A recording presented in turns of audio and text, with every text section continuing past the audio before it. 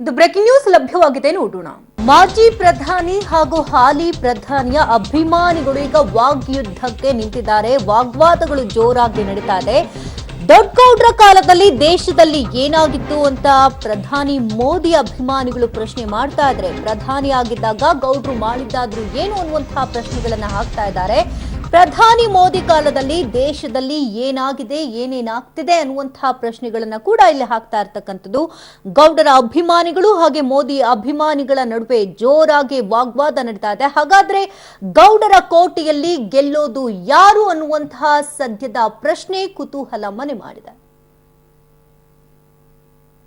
ಕೇಂದ್ರ ಸರ್ಕಾರದ ನರೇಂದ್ರ ವರ್ಷದ ಭ್ರಷ್ಟಾಚಾರ ರಹಿತ ಏನು ಆಡಳಿತ ಇದೆ, ಹಾಗೆ ಮೊನ್ನೆ ನಡೆದಂತಹ ಏನು ಪುಲ್ವಾಮಾದಲ್ಲಿ 40 ಜನ ಸೈನಿಕರನ್ನ ಹತರಾದರು, ಅದಕ್ಕೆ ಪ್ರತೀಕಾರನ ತೀರಿಸಿಕೊಂಡ್ರು. 1971 ನಂತರ ಭಾರತ ಮೊದಲನೇ ಬಾರಿಗೆ LOCಯನ್ನು ಕ್ರಾಸ್ ಮಾಡಿ ಪಾಕಿಸ್ತಾನದ ಉಗ್ರರನ್ನ ಸದೆ ಹೊಡೆದಿದೆ. ಹಾಗಾಗಿ ಈ 5 ವರ್ಷದಲ್ಲಿ ನರೇಂದ್ರ ಮೋದಿಗಳು ಮಾಡಿರೋಂಥ ಸಾಧನೆಗಳನ್ನ ನಾವು ಇಟ್ಕೊಂಡು ಇವತ್ತು ಹಾಸನ ಜನತೆಗೆ ಹೋಗಿ ಅವ್ರಿಗೆ ಮತ ಯಾಚನೆ ಮಾಡ್ತೀವಿ. ಹಾಸನ ಲೋಕಸಭಾ ಕ್ಷೇತ್ರದಲ್ಲಿ ಜನ ಪ್ರಮುಖವಾಗಿ ನೋಡ್ತಾ ಇರುವಂಥದ್ದು ಅಭಿವೃದ್ಧಿ. ಈ ಜಿಲ್ಲೆನಲ್ಲಿ ಆಡಳಿತ ಮಾಡಿದಂಥ ದೇವೇಗೌಡರು ಇರ್ಬೋದು, ಅಥವಾ ಕುಮಾರಸ್ವಾಮಿ ಅವರು ಇರ್ಬೋದು, ಅಥವಾ ರೇವಣ್ಣ ಅವರು ಇರ್ಬೋದು, ಇವರೆಲ್ಲರೂ ಕೂಡ ಹಾಸನ ಜಿಲ್ಲೆಯ ಪ್ರಗತಿಗೆ ಮತ್ತು ಅಭಿವೃದ್ಧಿಗೆ ಹೆಚ್ಚಿನ ಪ್ರಾಶಸ್ತ್ಯವನ್ನು ಕೊಟ್ಟಿದ್ದಾರೆ. ಬರೀ ಕೇಂದ್ರ ಸರ್ಕಾರದ ಸರ್ಜಿಕಲ್ ಸ್ಟ್ರೈಕ್ ಒಂದನ್ನೇ ಇದು ಮಾಡ್ತಾರೆ, ಆದರೆ ಯಾರೇ ಪ್ರಧಾನಮಂತ್ರಿ ಸ್ಥಾನದಲ್ಲಿದ್ರು ಕೂಡ ಕೆಲಸ ಮಾಡೇ ಮಾಡ್ತಾರೆ. ಹಿಂದೆಲ್ಲ ಹಾಗಾದರೆ ಹಿಂದಿದ್ದಂಥ ಪ್ರಧಾನಮಂತ್ರಿಗಳು ಗಡಿಯಲ್ಲಿ ಸೈನಿಕರನ್ನ ಆಯೋಜನೆ ಮಾಡಿರಲಿಲ್ವಾ? ಎಲ್ಲರೂ ಕೂಡ ಕೆಲಸವನ್ನು ಮಾಡೇ ಮಾಡ್ತಾರೆ. ಆದರೆ ವಿಶೇಷವಾಗಿ ಬಿಜೆಪಿಯವರದು ಒಂದೇ ಅಂಶವನ್ನ ಮುಂದಿಟ್ಕೊಂಡು ಜನರ ಮುಂದೆ ಹೋಗ್ತಾ ಇದ್ದಾರೆ. ಜನರು ಕೇಳುವಂಥದ್ದು ಅಭಿವೃದ್ಧಿ. ಇವತ್ತು ಹಾಸನ ಜಿಲ್ಲೆ ಅಭಿವೃದ್ಧಿ ಆಗಲಿಕ್ಕೆ ದೇವೇಗೌಡರು, ಕುಮಾರಸ್ವಾಮಿ ಅವರು ಪ್ರಮುಖವಾದಂಥ ಕಾರಣ. ಅವರಿಗೆ ಒಂದೇ ಒಂದು ಅಭಿವೃದ್ಧಿ ಅಂತ ಕಾಣಿಸ್ತಾ ಇರ್ಬೋದು. ಅವರು ನಮ್ಮಲ್ಲಿರ್ತಕ್ಕಂಥ ಪ್ರಣಾಳಿಕೆಗಳು ನೋಡಲಿ, ನಮ್ಮ ಕೇಂದ್ರ ಸರ್ಕಾರ ನೀಡಿರ್ತಕ್ಕಂಥ ಪ್ರಣಾಳಿಕೆಗಳಲ್ಲಿ ಅವರು 2 ದಿವಸ ಸ್ಟಡಿ ಮಾಡಬೇಕಾಗುತ್ತೆ. ಇವ್ರು ಏನು ಹೇಳಿದ್ದಾರೆ ಈಗ, ಒಂದೇ ಒಂದು ಅಂತ ಹೇಳಿದ್ರಲ್ಲ ಅಭಿವೃದ್ಧಿದು, ಸರ್ಜಿಕಲ್ ಸ್ಟ್ರೈಕ್ ಒಂದೇ ಅಲ್ಲ, ಅಂಥವನ್ನ ಸಾವಿರಾರು ಅಭಿವೃದ್ಧಿ ಕೆಲಸನ ಮಾಡಿದ್ದಾರೆ. ಸರ್, ಇವತ್ತು ಹಾಸನದಲ್ಲಿ 1600 ಕೋಟಿ ಬಜೆಟ್ ಏನಿದೆ ಅದು ಕೇಂದ್ರ ಸರ್ಕಾರ ಕೊಟ್ಟಂತ ಅನುದಾನ. ಆ ಅನುದಾನದಲ್ಲಿ ವೇ ಬ್ರಿಡ್ಜ್ ಇಂದ ಹಿಡಿದು ರೋಡಿಂದ ಹಿಡಿದು ಪ್ರತಿಯೊಂದು ಇವತ್ತು ಹಾಸನ ಅಭಿವೃದ್ಧಿ ಆಗ್ತಿರೋದು ಕೇಂದ್ರ ಸರ್ಕಾರ ಕೊಟ್ಟ ಅನುದಾನದಿಂದ. ಕೇಂದ್ರ ಸರ್ಕಾರ ಕೊಟ್ಟ ಅನುದಾನದಿಂದ ಅಭಿವೃದ್ಧಿ ಆಗ್ತಾ ಇದೆ. ಸರ್, ಇವರೆಲ್ಲ ದುರುದ್ದೇಶಪೂರಿತವಾಗಿ ಮಾತಾಡ್ತಾ ಇದ್ದಾರೆ. ನಗರಸಭೆಯಲ್ಲಿ ಕಮಿಷನ್ ಕೇಳ್ತಾರೆ ಅಂತಾರಲ್ಲ, ಅವ್ರ ಹೆಸರು ಹೇಳಿ. ಒಂದು ಸರ್, ಈಗ 5 ವರ್ಷ ಮಾನ್ಯ ಶ್ರೀ ಯಡಿಯೂರಪ್ಪನವ್ರು ಇದು ಕರ್ನಾಟಕ ರಾಜ್ಯದ ಮುಖ್ಯಮಂತ್ರಿ ಆಗಿದ್ರಲ್ಲ ಸರ್, ಹಾಸನ ಜಿಲ್ಲೆಗೆ ಏನ್ ಕೊಟ್ಟವ್ರೆ ಸರ್? ಅವ್ರು ಕರ್ನಾಟಕ ಏನು ಹಾಸನ ಕರ್ನಾಟಕ ಜಿಲ್ಲೆಯಲ್ಲಿ ಇಲ್ವಾ, ರಾಜ್ಯದಲ್ಲಿ ಇಲ್ವಾ? ಏನ್ ಕೊಟ್ಟಿದ್ದೀರಿ? ಈ ಸಲ ಪ್ರಜ್ವಲ್ ರೇವಣ್ಣ ಅವರು ಅತ್ಯಧಿಕ ಬಹುಮತದಿಂದ ಗೆಲ್ತಾರೆ. ಹೊಟ್ಟೆ ಊರಿಗೋಸ್ಕರ ಪ್ರಜ್ವಲ್ ರೇವಣ್ಣ ಅವ್ರ ಮೇಲೆ ಇಲ್ದಿರಂತ ಆರೋಪ ಮಾಡ್ತಾರೆ. ಕುಟುಂಬ ರಾಜಕಾರಣ ಅಂತಾರೆ. ಯಾರ ಮನೇಲಿಲ್ಲ ಸ್ವಾಮಿ ಕುಟುಂಬ ರಾಜಕಾರಣ? ಯಡಿಯೂರಪ್ಪ ಅವ್ರ ಮಗ ಅಲ್ವಾ? ಯಡಿಯೂರಪ್ಪನ ಮಗ ರಾಘವೇಂದ್ರ MP ಕ್ಯಾಂಡಿಡೇಟ್ ಅಲ್ವಾ? ಉದಾಸಿ ಮಗ ಇಲ್ವಾ? ಜಗದೀಶ್ ಶೆಟ್ಟರ್ ತಮ್ಮ MLC ಆಗೋರಲ್ಲ ಸ್ವಾಮಿ.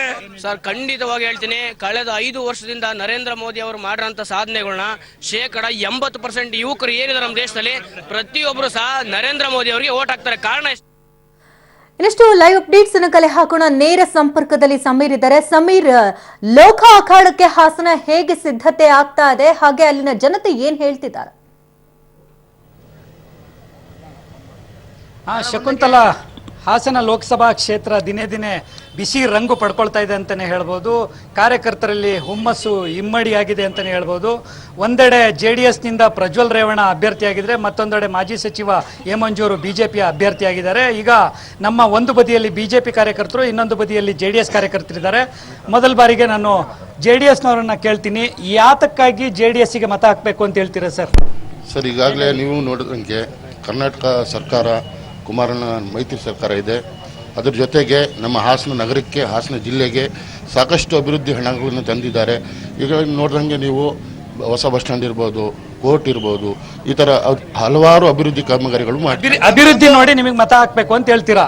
JDSನವರು ಅಭಿವೃದ್ಧಿ ಮಾಡಿದ್ದಾರೆ, ನಮಗೆ ಮತ ಹಾಕಬೇಕು ಅಂತ ಹೇಳ್ತಾರೆ. ಏನು ಹೇಳ್ತೀರಾ? ಅಭಿವೃದ್ಧಿ ಅಂತ ಅಂದರೆ BJP ಅವರು ಅಭಿವೃದ್ಧಿ ಮಾಡಿಲ್ಲ ಅಂತ ನೀವು ಅರ್ಥ? ಇವತ್ತು ತರೀಕೆರೆ ಟು ಬಿಳಿಕೆರೆ ರಸ್ತೆನ ಅಭಿವೃದ್ಧಿ ಮಾಡಿದ್ದಾರು.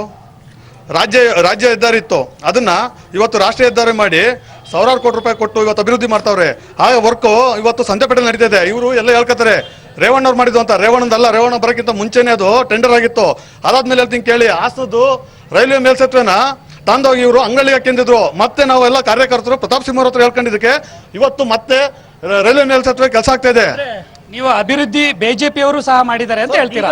ಒಂದ್ ನಿಮಿಷ, ಬಿಜೆಪಿ ಅವರು ಅಭಿವೃದ್ಧಿ ಮಾಡಿ ಸರ್ ಒಂದ್ ಮಾತನ್ನ ಹೇಳ್ತೀನಿ, ಯಾವ ಬಿಜೆಪಿ ಅವರು ಇಲ್ಲ, ಇವಾಗ ಅಂಗಡಿ ಆಗೋದು ಆಗಾಗಿದೆ ಬ್ರಿಡ್ಜು. ಈಗ ಹಾಸನದಲ್ಲಿ ನಡೆಯೋ ಬ್ರಿಡ್ಜ್ ನಡೀತಾ ಇದೆ. ಒಂದು ರೇವಣ್ಣರ್ ಇಲ್ದೇ ಇದ್ರೆ ಈ ಜಿಲ್ಲೆ ಒಳಗೆ ಒಂದು ರೋಡ್ ಅಲ್ಲ, ಏನು ಮಾಡಕ್ ಆಗ್ತಿರ್ಲಿಲ್ಲ. ದೇವೇಗೌಡರು ಮಕ್ಕಳು ಈ ದೇಶಕ್ಕೆ, ಈ ದೇವೇಗೌಡರು ಈ ರಾಜ್ಯದ ಆಸ್ತಿ ಅಲ್ಲ, ಈ ಜಿಲ್ಲೆ ಆಸ್ತಿ ಅಲ್ಲ, ಈ ದೇಶದ ಆಸ್ತಿ ದೇವೇಗೌಡರು ಸರ್. ದೇವೇಗೌಡರು ದೇಶದ ಆಸ್ತಿ. ಏನ್ ಹೇಳ್ತೀರಿ? ಮೋದಿ ಅವರೇನು ದೇಶದ ಆಸ್ತಿ ಅಲ್ವಾ? ಮೋದಿ ಅವರು ಅಭಿವೃದ್ಧಿ ಮಾಡಿಲ್ವಾ? ಇಡೀ ದೇಶನೇ ಅವ್ರ ಕಡೆ ತಿರುಗಿ ನೋಡೋ ಅಂತದ್ನ ಮಾಡೈತೆ. ಯಾರು ಈ 5 ವರ್ಷದಲ್ಲಿ ಮಾಡಿರೋಂತ ಕಾರ್ಯಕ್ರಮಗಳು, ಅವ್ರು ಕೊಟ್ಟಿರೋಂತ ಕೊಡುಗೆ, ಇಡೀ ದೇಶನೇ ಅವ್ರನ್ನ ನೋಡ್ತಾ ಐತೆ.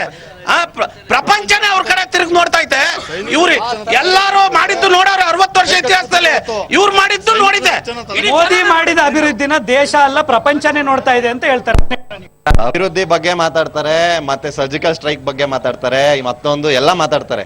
ಹಾಗಾದ್ರೆ ಇಂದಿರಾ ಗಾಂಧಿನೂ ಯುದ್ಧ ಮಾಡಿದ್ರು, ನೆಹರು ಯುದ್ಧ ಮಾಡಿದ್ರು, ಗೆದ್ರು. ಅವ್ರು ಹೀರೋಗಳೇ ಅಲ್ವಾ ದೇಶಕ್ಕೆ? ಹಂಗ ಹೇಳೋದಾದ್ರೆ ಮೋದಿನ್ ಮಾತ್ರ ಯಾಕೆ ಮಾತಾಡ್ಬೇಕು? ಯಾಕೆ ಮೋದಿ ಸುಮ್ನೆ ಆಗ್ಬೇಕು? ಮೋದಿ ಮಾಡಿಲ್ಲ, ಇಂದಿರಾ ಗಾಂಧಿ ಅವರು ಮಾಡಿದ್ದಾರೆ, ಎಲ್ಲರೂ ಮಾಡಿದ್ದಾರೆ ಅಂತ ಹೇಳ್ತಾರೆ. ಈಗ ಸೈನಿಕರ ತಲೆ 10 ಜನ ಕಟ್ಟಲ್ಲ, ಅವತ್ತು ಬಳೆ ತೊಟ್ಟಿದ್ರ. ಇವತ್ತು ಮೋದಿ ಗಂಡು ಮಗ, ಯಾರಿಗೂ ಎದುರ ಅವಶ್ಯಕತೆ ಇಲ್ಲ. ಪಾಕಿಸ್ತಾನನ ಪುಡಿ ಪುಡಿ ಮಾಡಿ ಮೂಲಗಟ್ಟವ್ರು. ಇವತ್ತೇನ್ ಹೇಳಿ, ಪಾಕಿಸ್ತಾನದವ್ರು ಬಳೆ ತೊಟ್ಕೊಂಡು ಕೂತಾರೆ, ಭಿಕ್ಷೆ ಇಡಂಗ್ ಮಾಡವ್ರೆ. ಇವರು ಏನೋ ಹೇಳ್ಬೋದು, ರಾಜಕೀಯಕ್ಕೋಸ್ಕರ ಹೇಳ್ಬೇಡಿ, ದೇಶದ ಭದ್ರತೆಗೋಸ್ಕರ ಹೇಳಿ. ನೀವೇ ಏನ್ ಹೇಳ್ತೀರ? ಇಲ್ಲ ಬಿಡಿ ಸರ್, ಈ ದೇಶ ಇಂಡಿಯಾ ಒಳಗಡೆ ಉಗ್ರಗಾಮಿಗಳು ಬಂದಿದ್ದಾರೆ ಅಂತ ಅಂದ್ರೆ ಇಂಥ ಹಿಂದೆ ಆಗಿರೋಂಥ ಪ್ರಧಾನಿಗಳು ಅವರಿಂದನೇ ಬಂದಿರೋದು. ಉಗ್ರವಾದಿಗಳು ದೇಶಕ್ಕೆ ಬರೋದಕ್ಕೆ ಹಿಂದಿನ ಪ್ರಧಾನಿಗಳೇ. ಈ ದೇಶ ಪ್ರಜಾಪ್ರಭುತ್ವ ರಾಷ್ಟ್ರ, ಅನೇಕತೆಯಲ್ಲಿ ಏಕತೆಯನ್ನು ಸಾಧಿಸಿದಂತ ರಾಷ್ಟ್ರ, ಎಲ್ಲಾ ಜಾತಿಗಳಿರುವ ದೇಶ. ಇಲ್ಲಿ ಹಿಂದುತ್ವ ಅನ್ನೋದು ಬಿಜೆಪಿ ಅವ್ರ ಸತ್ತಲ್ಲ, ಈ ನಾವು ಕೂಡ ಹಿಂದುತ್ವಗಳೇ. ಅದನ್ನ ಇವ್ರ ಆಸ್ತಿ ಅಂತ ತೋರಿಸ್ಕೊಳಕ್ ಹೋಗ್ತಾ ಇದ್ದಾರೆ. ದೇವೇಗೌಡರು ಪ್ರಧಾನಮಂತ್ರಿ ಆದಾಗ ಈಗ ಮೈದಾನದ ಸಮಸ್ಯೆಯನ್ನ ಪರಿಹಾರ ಮಾಡಿದ್ರು. ಇವ್ರು ಬರೀ ಇವ್ರಾಗ ಸುಳ್ಳು ಹೇಳಲ್ಲ. ಜನದ ಅಕೌಂಟ್ಗೆ 2,000 ಇವತ್ತು ಕೇಳಿ ಸರ್. ಆಮೇಲೆ ಅದು ಹಿಂದುತ್ವ ಬಿಜೆಪಿ ಸ್ವತ್ತಲ್ಲ. 2,000 ಹಾಕಿದ್ದಾರೆ ಅಂತಾರಲ್ಲ, 2,000 ಹಾಕಾಗೋಗಿದೆ. ಇವತ್ತು ಮೋದಿ ಅವರು ಏನ್ ಮಾಡಿದ್ದಾರೆ ಅಂತಾರೆ. ಮೋದಿ ಅವ್ರು ಏನು ಮಾಡೋದು ಬೇಡ, ರಾತ್ರಿ ಹೋಗ್ಬಿಟ್ಟು ಸರ್ಜಿಕಲ್ ಸ್ಟ್ರೈಕ್ ಪಾಕಿಸ್ತಾನ ಮೇಲೆ ಮಾಡಿ ಬಂದಿದ್ದಾರೆ. ಅದಕ್ಕಿಂತ ಏನಿರ್ಬೇಕು?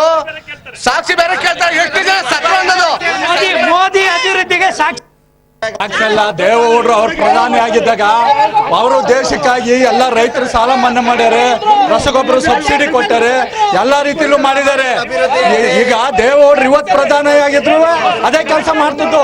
ಅವರು ದೇಶಕ್ಕಾಗಿ ಹೋರಾಟ ಮಾಡ್ಯಾರೆ. ದೇಶಕ್ಕಾಗಿ ಮಣ್ಣಿನ ಮಗ ಒಬ್ಬ ಹಳ್ಳಿಲಿ ಹುಟ್ಟಿ ದೇಶಕ್ಕಾಗಿ ಮಣ್ಣಿನ ಮಗನು ಕೆಲಸ ಮಾಡಿದ್ದಾರೆ ದೇವೇಗೌಡರು. ಕೆಲಸ ಹಾಸನದಲ್ಲಿ ಇವತ್ತು ನಡೀತಾ ಇರೋ ಕಾಮಗಾರಿನಲ್ಲಿ ಒಂದೇ ಒಂದು ಕಾಮಗಾರಿ ರೇವಣ್ಣ ತೋರಿಸ್ತವ್ರು, ಪ್ರೂವ್ ಮಾಡ್ಲಿ.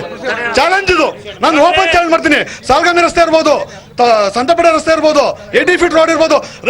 ಉದ್ದುರ್ದು ರಿಂಗ್ ರಸ್ತೆ ಹೋದ್ ಸರ್ಕಾರದಲ್ಲಿ ಟೆಂಡರ್ ಆಗಿರೋದ್ಕಂಡ್ರೆ ಇವನು ಓಟ್ ಹಾಕಿಲ್ಲ ಅಂತ ಬಿಟ್ಟು ರೇವಣ್ಣ ದೇಶ ರಾಜಕಾರಣ ಮಾಡ್ತಾನೆ. ಇವನು ಜೆಡಿಎಸ್ ದ್ವೇಷದ ರಾಜಕಾರಣ ಹೆಂಗಾಗ್ತದೆ? ಇಡೀ ಜಿಲ್ಲೆಗೆ ಗೊತ್ತು ರೇವಣ್ಣ ಅವ್ರು ಇಲ್ಲ ಅಂದ್ರೆ ಅಭಿವೃದ್ಧಿ ಕಾರ್ಯ ಆಗಲ್ಲ ಅಂತ. ದೇವೇಗೌಡರು ಹೋರಾಟನೇ ಇವತ್ತು ಹಾಸನ ಜಿಲ್ಲೆಗೆ ಅಭಿವೃದ್ಧಿಗೆ. ಇದೇ ಬಿಜೆಪಿ ಅವ್ರು ಹೇಳಿದ್ರು ಕುಮಾರಣ್ಣ ಬರೀ ಹಾಸನ ಜಿಲ್ಲೆಗೆ ಮಾತ್ರ ಮುಖ್ಯಮಂತ್ರಿನ, ರಾಮನಗರಕ್ಕೆ ಮಾತ್ರ ಮುಖ್ಯಮಂತ್ರಿನ, ಮಂಡ್ಯಕ್ಕೆ ಮಾತ್ರ ಮುಖ್ಯಮಂತ್ರಿನ. ಅಷ್ಟೊಂದು ದುಡ್ಡನ್ನ ಹಾಸನ ಕೊಡ್ತಾ ಇದ್ದಾರೆ. ಇವತ್ತು ಯಡಿಯೂರಪ್ಪನವರು ಈ ಸುತ್ತಮುತ್ತ ಜಮೀನು ಅಕ್ವೈರ್ ಮಾಡಿಸಿದ್ರಲ್ಲ ಇವರು ದೇವೇಗೌಡರು, ಅದನ್ನ BS ಯಡಿಯೂರಪ್ಪ ಬಿಟ್ಕೊಂಡ್ರು. ಇವತ್ತು ಅಷ್ಟೊಂದು ಆಸ್ತಿನ ನೀವೇನ್ ಹೇಳ್ತೀರಾ ಸರ್? ಯಾರು ಏನೇ ಹೇಳ್ಬೋದು, ಇದು ದೇಶದ ಚುನಾವಣೆ, ಇದು ದೇಶದ ಅಭಿವೃದ್ಧಿಯ ಚುನಾವಣೆ. ಇದು 2 ಜಿಲ್ಲೆಗೆ ಸೀಮಿತ ಆಗಿರೋದು. JDS ಪಕ್ಷ ಇಲ್ಲಿ ಚರ್ಚೆಗೆ ಬರೋದಿಲ್ಲ. ಈಗ ಅವ್ರದೇ ಅಧಿಕಾರ ಸರ್ಕಾರ ಇಟ್ಕೊಂಡು ಇಬ್ರು ಮೊಮ್ಮಕ್ಳು ಗೆಲ್ಸ್ಕೊಳಕ್ಕೆ ಕಣ್ಣೀರ್ ಹಾಕೊಂಡು ಒದ್ದಾಡ್ತವ್ರೆ. ದೇವೇಗೌಡರಿಗೆ ಇವತ್ತು ನಿಲಗೂರು ಕ್ಷೇತ್ರನೇ ಇಲ್ಲ, ಮಾಜಿ ಪ್ರಧಾನಿಗಳು ಕ್ಷೇತ್ರನೇ ಇಲ್ಲ. ಆ ಮಟ್ಟಿಗೆ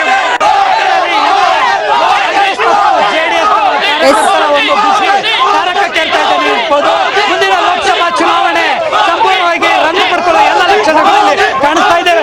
ಕ್ಯಾಮ್ರಾ ಪರ್ಸನ್ ನಾಗರಾಜ್ ಜೊತೆ Sameer, public. Thank you Sameer. ತಮ್ಮ ಲೈವ್ ಅಪ್ಡೇಟ್ಸ್ಗಾಗಿ ಒಟ್ಟಾರೆಯಾಗಿ ಹಾಸನದ ಲೋಕಸಭಾ ರಣಕಣ ಯಾವ ರೀತಿ ರಂಗು ಪಡ್ಕೊಳ್ತಾ ಇದೆ ಅಂತ ನೀವು ಕೂಡ ಇಷ್ಟೊತ್ತು ಗಮನಿಸಿದ್ರಿ. ಒಂದು ಕಡೆ ಪ್ರಧಾನಿ ಮೋದಿ ಮಾಡಿದಂತಹ ಸತ್ಕಾರ್ಯಗಳನ್ನ ಹಾಡಿ ಹೋಗ್ತಾ ಇದ್ರೆ, ಮತ್ತೊಂದು ಕಡೆ ದೊಡ್ಡಗೌಡ್ರ ಕಾಲದಲ್ಲಿ ಏನೆಲ್ಲ ಆಗಿದೆ ಅನ್ನುವಂತಹ ಅಂಶಗಳನ್ನ JDS ಕಾರ್ಯಕರ್ತರು ಕೂಡ ಅವರನ್ನ ಬಿಟ್ಟುಕೊಡ್ತಾನೆ ಅವರ ಪರವಾಗಿ ಮಾತನಾಡ್ತಾ ಇದ್ರು. ಎರಡೂ ಕಡೆಯ ಮಾತುಗಳನ್ನ ನೀವು ಕೂಡ ಗಮನಿಸ್ತಾ ಇದ್ರಿ. ಒಂದು ಕಡೆ ಬಿಜೆಪಿ ತನ್ನ ಬತ್ತಳಿಕೆಗೆ ಮಂಜುನನ್ನ ಅಸ್ತ್ರವಾಗಿ ಪ್ರಯೋಗ ಮಾಡ್ತಾ ಇದೆ. ಹಾಗಾಗಿ JDS ಎದುರು ಏನು ಕೇಸರಿ ಕಮಾಲ್ ಮಾಡುತ್ತಾ ಅನ್ನುವಂಥದ್ದು ಸದ್ಯದ ಪ್ರಶ್ನೆ.